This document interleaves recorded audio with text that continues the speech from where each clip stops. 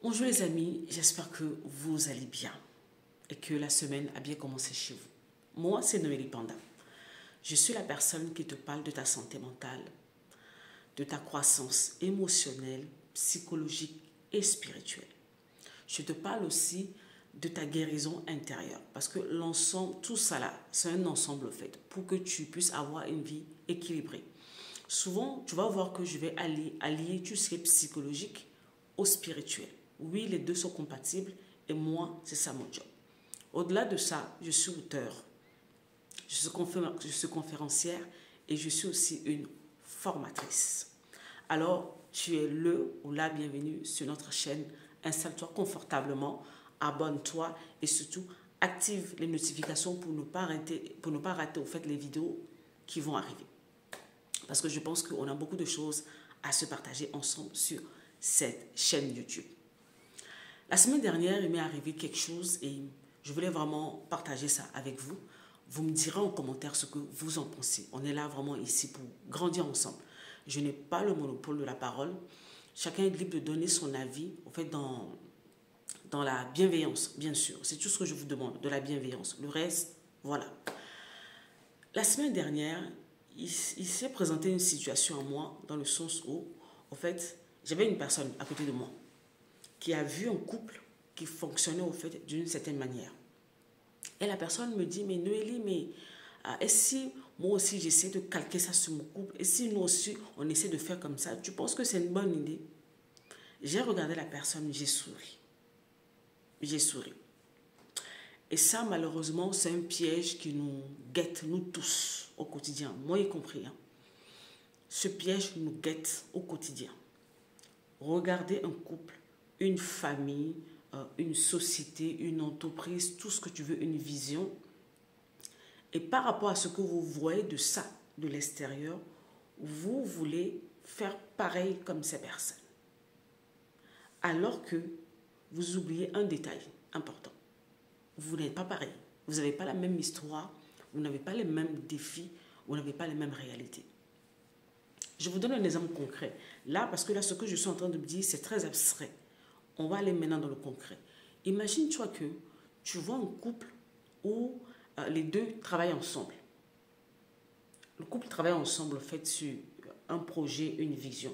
Et ça semble fonctionner pour eux. Ouais. Mais tu ne sais pas derrière leur réalité. S'ils ont des enfants, ils ont des enfants en bas âge, s'ils ont des enfants qui sont grands, et si peut-être qu'ils ont de la famille à côté d'eux qui les aide pour les enfants, tu n'en sais rien. Toi, tu vois ça à l'extérieur, tu vas aller voir ton conjoint ou ta conjointe et puis tu lui dis, oui, mais si nous aussi, on essaye de travailler ensemble. Alors que ça n'a rien à voir, au fait. Ça n'a rien à voir. Et si tu prends ce mode de vie que tu as vu chez l'autre, que tu le calques sur toi, peut-être que votre couple va se retrouver dans les difficultés. C'est pour ça qu'au quotidien, on vous dit tout le temps, apprenez à vous connaître, à savoir qui vous êtes, là où vous allez, les choses qui vous aspirent, votre vision, c'est l'ensemble de tout ça qui vont en fait coordonner vos choix au quotidien. Un couple qui n'a pas d'enfants ne peut pas avoir le même mode de fonctionnement avec un couple qui a des enfants et des enfants d'un certain âge. Vous savez, quand les enfants viennent au monde, ils ont des âges sensibles où l'un des parents doit être présent. Si l'un des parents n'est pas présent à ce moment-là, l'éducation tombe à l'eau. Ça tombe à l'eau, en fait, que vous le voulez ou pas.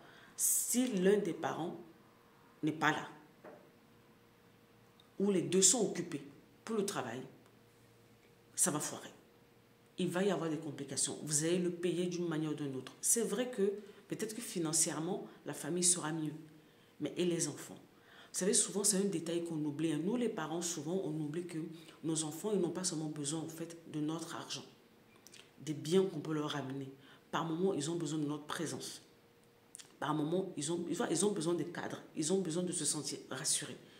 Je me rappelle cet été, je devais aller faire un truc qui me prenait énormément du temps. Et je l'ai ressenti, au fait, dans l'attitude de mon fils. Je l'ai ressenti. Ça a été quelques semaines, mais sans quelques semaines que je n'étais pas là, à la maison, comme d'habitude. Je l'ai ressenti dans son comportement. Maintenant, imaginez-vous que je vais abandonner ce mode de fonctionnement pour aller calquer le mode de vie d'une autre famille. Je vais perturber en fait l'équilibre de mes enfants et je vais le payer cash. Souvent, malheureusement, en fait, certains de nos enfants tournent en mal, entre guillemets. Et les parents se disent, mais qu'est-ce que je n'ai pas fait? La question à se poser souvent, c'est qu'est-ce que j'ai fait? Ou qu'est-ce que j'ai raté? C'est vrai que nous sommes dans une société qui nous pousse à courir pour aller chercher l'argent. Il faut aller chercher l'argent, il faut faire ceci, il faut faire cela, il faut faire cela. Mais si tu as des enfants, normalement l'équation, la manière dont tu vois la chose change. Vous savez, je suis une personne qui a grandi sans ses parents. J'ai été livrée à la vie très tôt, très vite. J'ai dû me débrouiller, me démerder seule très tôt. Et je sais les cicatrices que ça a laissées sur moi. Je le sais. Donc, à mon tour, je suis devenue parent, je fais très attention. Oui, par moments, il y a des défis qui sont là, voilà et tout. Mais je me suis dit, ok, je vais aller gagner ça. Mais pendant ce temps, j'abandonne les enfants là. Ça va donner quoi, en fait? Dans le futur, ça va donner quoi? Qu'est-ce que ça va donner? Et là, je ne parle que, là, dans cette vidéo, je ne parle que sur l'aspect de famille. Ça peut être pour le couple, ça peut être pour l'entreprise, ça peut être ceci. N'essayez pas de calquer ce que les autres font sur vous. Vous n'avez pas les mêmes défis, en fait. Vous voyez? Comme on est là, chacun d'entre nous, nous avons des réalités physiques, nous avons des réalités spirituelles. Ces enfants que Dieu vous a donnés, ces enfants, chacun en fait a une histoire, a des choses qui sont derrière lui. Donc en tant que parents, nous sommes censés veiller. En fait, notre rôle, c'est de veiller au fait. Veiller. Veiller, oui, il faut aller travailler. Oui, il faut qu'on ait de l'argent. Mais n'oubliez pas vos enfants. Qu'est-ce que vous avez vécu et que vous ne voulez plus reproduire maintenant? Essayez de trouver le juste milieu. Si ça va vous demander au fait de serrer la ceinture pendant une saison, le temps que ces enfants grandissent, qu'ils deviennent autonomes. Après, s'ils sont autonomes, vous faites ce que vous voulez. Mais il y a des moments où ces enfants ont besoin de vous. Vous devez être là, avoir l'œil sur eux, veiller. Quand ils sortent de l'école, vous êtes là. Quand ils viennent à la maison, vous êtes là, vous surveillez, vous observez, vous regardez. Parce que par moments, on rentre tellement dans le travail que le comportement de l'enfant change, on ne voit plus. Tu vas récupérer l'enfant à l'école, tu es tellement crevé que tu n'as pas remarqué que l'enfant ne va pas bien, il s'est passé quelque chose à l'école. D'ailleurs, tu es tellement fatigué, tu n'as même plus la patience même d'écouter cet enfant. Le pire, en fait, c'est insidieux. Le temps que tu te rends compte, le temps qu'on se rend compte, l'ennemi passe par ce genre de choses pour venir semer les vrais, en fait. Souvent, quand je vais chercher mes enfants à l'école, je les regarde. Je les observe beaucoup. D'abord, avant de commencer à poser la question comment s'est passée la journée, je les regarde. Je regarde leur visage. Je connais mes enfants. Quand ça ne va pas, ils n'ont même pas besoin de me dire, au visage, je sais déjà qu'il y a quelque chose qui ne va pas, en fait. Comme ça, quand je vais te poser la question, que tu vas me dire, maman, il n'y a rien, je sais que tu mens. Et que je vais creuser, jusqu'à ce que tu craches le morceau. Mais si je n'ai plus ça, je fais comment? Voilà comment nos enfants se retrouvent au fait à aller vivre des choses, des situations, des trucs compliqués. On a déjà décroché. Et le jour où le pire va arriver, on va se dire, mais je lui avais tout donné. Est-ce que tu es sûr? Ils n'ont pas seulement besoin de matériel, ils n'ont pas seulement besoin de finances. Ils ont besoin de notre présence. Ils ont besoin de nos paroles. Ils ont besoin en fait de cette sécurité, de cette protection. Ils ont besoin en fait de notre vigilance au fait autour d'eux. Tout ça. Maman était là ou papa était là. Combien d'entre nous, nous avons grandi, papa n'a pas été là, maman n'a pas été là, on était livrés à nous-mêmes. Qu'est-ce que ça a produit? Les gens, soyez honnêtes avec vous-même. Qu'est-ce que ça a produit en vous? Est-ce que c'est ce que vous voulez répéter? Tu es là, vraiment, je parle dans un cadre bien précis. Attention à ce que tu veux répéter. Ce n'est pas parce que l'autre couple fait ça et que ça marche pour eux. Tu ne sais pas sur quoi ils comptent. Tu ne sais pas qui est derrière pour gérer leur background, en fait. Toi, tu n'as personne, tu vas partir, vaquer à tes occupations, tes enfants sont livrés à eux-mêmes. À un moment donné, on va le payer cher, en fait. Parce que là, je me mets dans le lot parce que moi-même, je suis parent. Si on essaie de prendre cette route-là, on va le payer cher. Encore, les parents qui sont en guillemets en Afrique, c'est tout le quartier qui élève l'enfant. Même maintenant, ça a changé. Mais si tu es à l'étranger, dans les pays extérieurs comme moi, l'enfant est à la maison livré à lui-même, devant les écrans, devant un certain nombre de choses. Tu ne sais pas qu'est-ce qui se passe, tu n'as plus le contrôle sur quoi que ce soit. Le piège commence à s'ouvrir. Et le temps que tu te rends compte, l'enfant est tombé dans ci, l'enfant est tombé dans ça, l'enfant est dans ça, l'enfant est dans ça. Et après, tu vas accuser tout le monde, alors que quelque part, tu as sacrifié quelque chose pour quelque chose. En fait, c'est toujours ça. Il y a toujours un prix à payer. Tu dois devoir sacrifier quelque chose pour quelque chose d'autre. Ou trouver le juste milieu. Il dit, trouver le juste milieu. Moi, je connais, dans la vie, il faut vous connaître. Je connais mon background. Je connais les défis qui sont liés à ma vie. Et quand chacun de mes enfants venait, je sais plus ou moins les choses, les défis que j'ai rencontrés dans leur conception, dans l'accouchement. Je sais les choses que Dieu m'a dit sur ces enfants-là. Donc, il y a des choses que moi, leur maman, je ne peux pas me permettre. Parce que si je fais, j'expose ces enfants-là. Je sais que je vais les exposer. Et quand les conséquences vont arriver, voilà.